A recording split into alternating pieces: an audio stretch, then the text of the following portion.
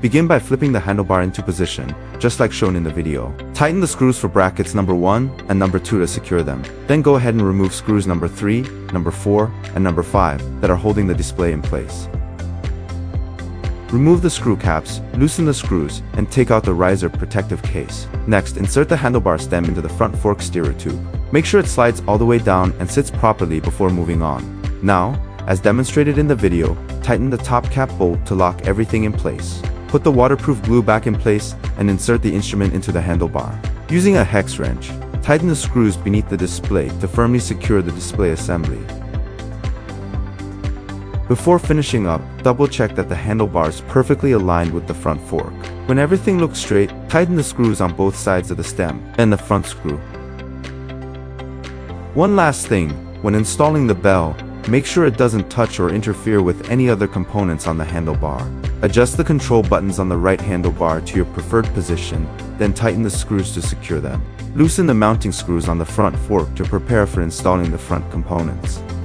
Mount the front headlight onto the fork, then position the front fender behind the light. Insert the screws and use a wrench and hex tool to fasten the headlight and fender together securely.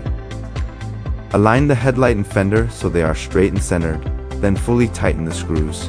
Connect the two ends of the front light cable, ensuring the arrows align before pushing them together. Secure the two fender support stays to the fork legs using screws, tightening them evenly on both sides. Start by removing the through axle along with its protective rod, and take out the yellow brake pad spacer from the caliper. Now install the front wheel. Carefully guide the brake rotor in between the brake pads, making sure it doesn't rub against either side. Once the wheel is seated properly, insert the through axle from the brake rotor side of the fork. Follow the direction indicated by the arrow on the axle, and tighten it securely. Install the pedals by threading them into the correct crank arms. Match the R right and L left markings before tightening. At this stage, the mechanical assembly is complete. Remove the protective film from the display screen.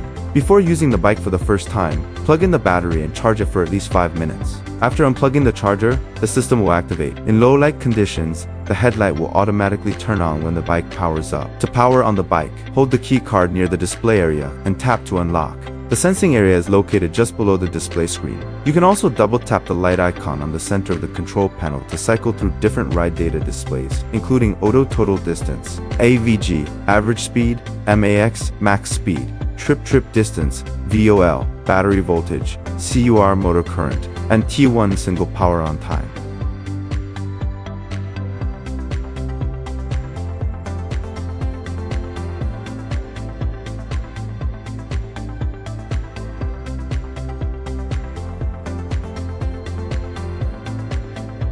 Press and hold the button to activate walk assist mode. To use the turn signals, press the left arrow button on the control panel to turn on the left rear signal. Press it again to turn it off. Do the same with the right arrow button to control the right rear signal. Press the center light icon button to turn on the headlight. Each time you cycle the switch, it will rotate through yellow light, white light, and flashing mode. When you squeeze either brake lever, the rear brake light will illuminate automatically. If you need to unlock the battery lock, press and hold the plus button until BR appears on the screen. Then tap your keycard again. When the display shows on, the battery lock is successfully unlocked. Toggle the battery switch to release and remove the battery if needed. Swipe your card to power on the e-bike. Open the CYCROWN app and tap Connect Device. After a few seconds, select your bike model to pair via Bluetooth. When device successfully bound appears, the connection is complete. You can also use the app throughout the setup process to view ride data, adjust settings, and manage key access, making it easy to control and monitor your bike right from your phone.